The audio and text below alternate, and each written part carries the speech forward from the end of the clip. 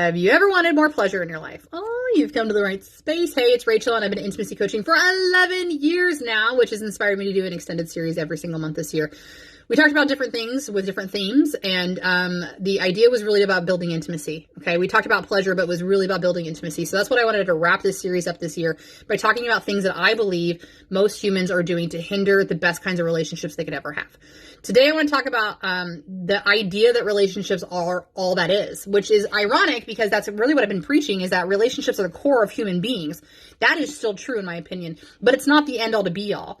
And specifically what I want to talk about is the validation that we think we receive by being in a relationship. That's different because especially when we can identify that relationships are important. So the relationships, again, that you have with your coworkers, your friendships, your extended family, your children, those are important. But what tends to happen, especially for women, is that we get very distracted and also convinced that our value comes from being in a relationship, okay? And it's not just about the contributions to that relationship, so whether or not we bear the children and we run the domestic household or we have a paycheck that contributes financially, right?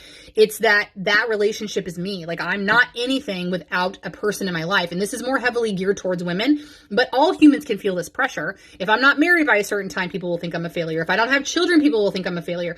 So it's this idea of being able to separate the value of what a relationship brings to your life versus the identity you think that you're going to create by being in that relationship. And those are fundamentally completely different energies. And we need to align with the second.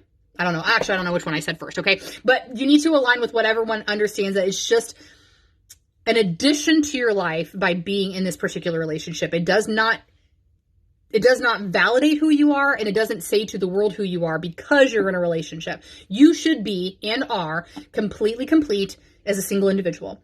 You are completely complete when you fall in love with somebody. You're completely complete when you move on from that relationship. You are enough without an intimate relationship.